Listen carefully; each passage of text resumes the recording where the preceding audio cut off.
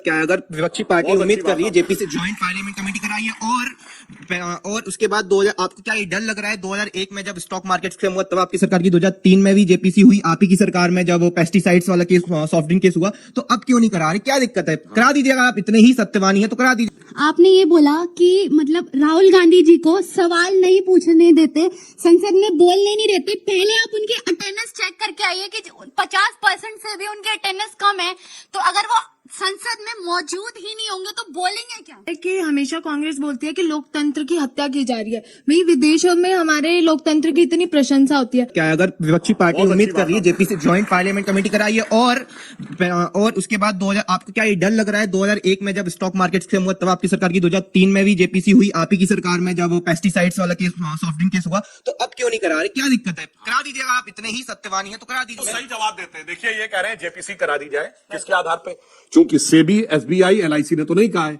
Hindenburg ने कहा है कि वह ये सारी बातें गड़बड़ हुई है जिसके आधार के ऊपर ये लोग कह रहे हैं। हिंडनबर्ग पर अमेरिका की अदालत ने खुद प्रतिबंध लगा दिया है कि वो अब कोई रिपोर्ट नहीं प्रस्तुत कर सकती। मैं पूछना चाहता हूं भारत के संविधान का वो क्लॉज बताइए जिसमें भारत की ज्वाइंट पार्लियामेंट्री कमेटी किसी विदेशी कंपनी को जो भारत में काम न कर रही हो बुला के अपने साक्ष्य प्रस्तुत कर सकती हो। बता दें ये क्लॉज, मैं विचार करने को तैयार हूं। बताइए।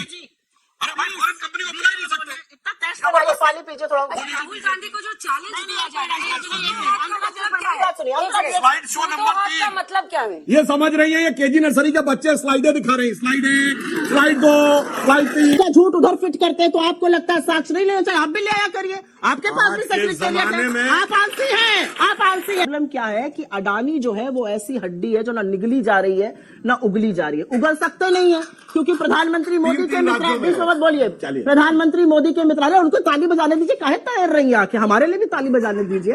अच्छी बात है, बजाओ बच्चे। आपकी बड़ी नजर रहती है मेरी आंखों पर, आप तैयार रही थी तो दिख गई। दिक्कत क्या है कि ये हड्डी है जो ना उगली जा रही है ना निगली जा रही है। निगल सकते नहीं है क्योंकि सारा देश वही सवाल पूछ रहा है कि प्रधानमंत्री मोदी और उनकी सरकार भ्रष्टाचार से घिरे आरोपों के एक व्यक्ति के बचाव क्यों कर रही है। और उगल सकते नहीं है क्योंकि मोदी जी के मित्र हैं, मोदी जी जीने नहीं देंगे इन लोगों को। असलियत ये है, इस असलियत के अलावा और कोई असलियत नहीं है अडानी की।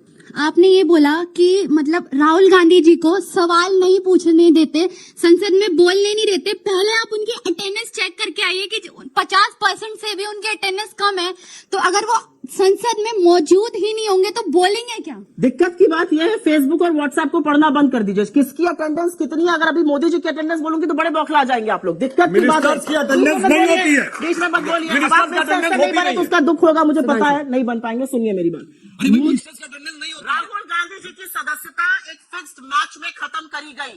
आप मेरी बात को अगर अप्रमाणित कर सकते हैं तो कर दीजिए, मैंने तथ्य आपके सामने रखे हैं। कि हमेशा कांग्रेस बोलती है कि लोकतंत्र की हत्या की जा रही है, वही विदेशों में हमारे लोकतंत्र की इतनी प्रशंसा होती है। तो चीन के लिए देश का चुना हुआ प्रधानमंत्री बिना पलक झपकाए कहता है, झूठ बोलता है कि इस देश में कोई घुसा हुआ ही नहीं है।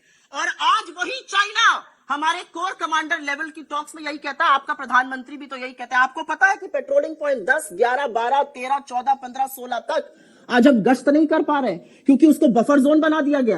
आपको पता है मोदी जी ने कहा था कि वो लाल आंखें दिखाएंगे, चाइना को लाल आंखें दिखानी चाहिए। झूले पर पींगे ले रहे हैं और जब लाल आंखें दिखाने का वक्त आया तो मोदी जी लाल शर्ट पहन के खड़े हो गए जी हजूरी करने के लिए।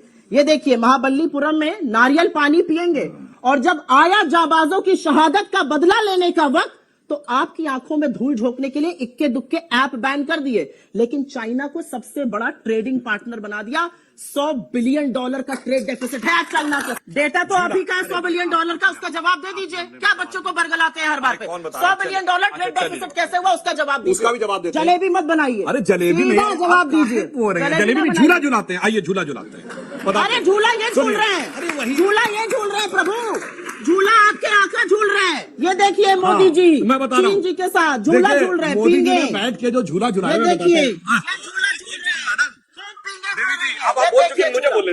झूले की बात, झूला ही बता रहा हूँ। झूला उधर जा रहा है, झूले की पैंग बता रहे हैं। ये देखिए महाबलीपुरम में शहनाई सुनते हुए नारियल पानी पी रहे हैं। यार ये भी देखिए, वो भी बता रहा हूँ। नारियल पानी महाबलीपुरम भी क्यों ले गए तो वो भी आपको बताता हूँ। नजर जरा सब लोग स्लाइड शो बंद करिए तो बताए ना। अब सुनिए, स्लाइड शो से आप घबरा रहे हैं। घबरा नहीं रहे, बच्चे हैं, केजी के लिए कम स्लाइड ICO तो दिखानी है, थोड़ा करके आते जिसे हैं। जो थोड़ा कम तैयारी समझदार आपकी होता है वो करके आते दिखाता है हैं। स्लाइड। आप स्टूडेंट वैसे हैं जो दूसरा पढ़ लेता तो कहता है काहे इतना पढ़ रहे हो, सब आ जाएगा, हो जाएगा मैनेज। सवाल सुप्रिया मैम से है। मैम, आप बोलती हो कि राहुल गांधी को बोलने नहीं दिया जाता, तो राहुल गांधी को तो बोलने ही नहीं आता है। पूरा देश टकटकी लगा कर देख रहा है कि राहुल गांधी को बोलने कब आएगा। कभी आलू से सोना निकाल देते हैं, तो कभी पूरा मोदी समाज को टारगेट करके अपना सदस्यता गवा बैठते हैं। और जिस व्हाट्सएप यूनिवर्सिटी को पढ़ के आए उस पर भी तुम्हें ज्ञान बताती हूँ। नीरव मोदी, ललित मोदी और नरेंद्र मोदी पर आक्षेप था। ना नीरव मोदी ओबीसी है, ना ललित मोदी ओबीसी है। ओबीसी महासभा ने नड्डा जी को लीगल नोटिस भेजा है, कल परसों रात को लीगल नोटिस भेज के कहे आप हमारा अपमान कर रहे हैं ऐसे भगोड़ों और चोरों के साथ हमारा नाम लेकर। ये ओबीसी महासभा ने चिट्ठी लिखकर लीगल नोटिस भेजा है। आइंदा के लिए जान लेना, चोर को चोर कहा जाएगा और नीरव मोदी और ललित मोदी इस देश का पैसा चुराकर भाग गए। राहुल गांधी जी के बारे में आप बोल रहे थे, सुन लीजिए। ये जो आलू सोना वाला बयान तुमने व्हाट्सएप पर देखा ना, वो इनके सहकर्मी की काबिलियत थी। और सुन लीजिए क्या था वो बयान, मोदी जी ने दिया था। राहुल जी उसको बता रहे थे कि कैसे मोदी जी ने कहा, इन्होंने क्लिप काटी और वो चर्चित कर दिया। मैं आप लोगों से पूछती हूँ एक सवाल, आप लोगों से एक सीधा सवाल पूछती हूँ। आंखें बंद करिए और अमित मालविया का नाम बताइए, क्या आता है आपके मन में? और क्या है बीजेपी आईटी सेल? क्या है? फेक न्यूज की सबसे बड़ी फैक्ट्री। उस जगह से निकले हुए फेक न्यूज को, प्लीज बीच में मत बोलिए, उस जगह से निकले हुए फेक न्यूज को ब्रह्मा का सत्य मत मानिए, क्योंकि वहां से निकली हुई अधिकांश बातें झूठ होती हैं। और ये मैं नहीं कह रही हूं, ये सोशल मीडिया प्लेटफॉर्म्स ने लिखकर कहा है, मैनिपुलेटेड मीडिया। तो जो राहुल गांधी जी का सोना से आलू वाला बयान है वो उनका नहीं है, वो मोदी जी को कोट कर रहे थे जिन्होंने राजकोट में यह बयान दिया था। आपकी जानकारी आज से दुरुस्त हो जाए, आपको बता चलिए, दूं। अब मैं एक छोटा सा एक बयान में कोई ये विवाद नहीं कर सकती हैं। 2019 के चुनाव के समय वो राजस्थान में गए और कांग्रेस के एक बहुत बड़े नेता थे कुंभराम जी, उनके नाम पर कांग्रेस ने योजना चालू की थी और वो एक नहीं 3 बार बोल गए कि मैं इन सरकार को बधाई देता हूं कि उन्होंने कुंभकर्ण योजना शुरू की थी।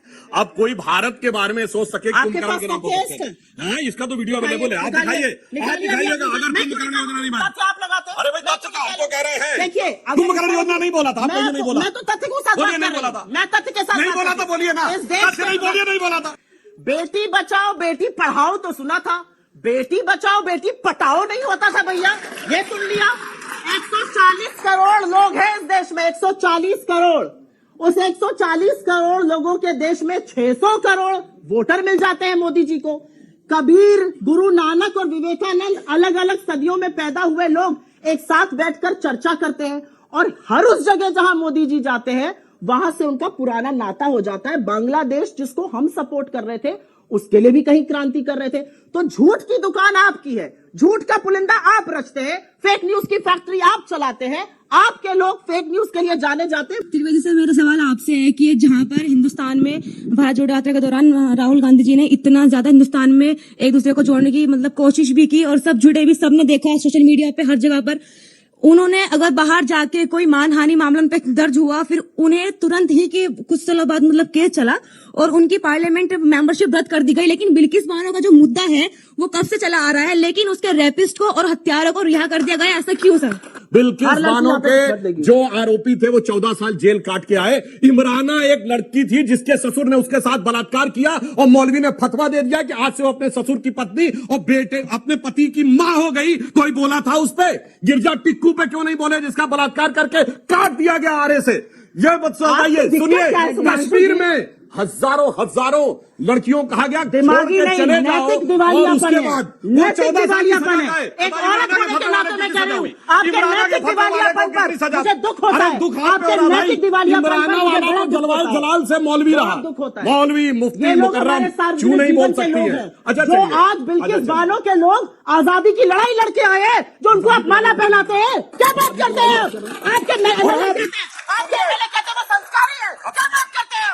इसको आप संस्कारी बुलाइएगा। शर्म आनी चाहिए आपको एज अ पब्लिक लाइफ। जिन लोगों ने कहा कि कश्मीर से हिंदू छोड़ के चले जाओ, अपनी बेटियों को यहाँ छोड़ जाओ, उनको प्रधानमंत्री का बुला के सम्मान करवाइएगा। शर्म आनी चाहिए आपको।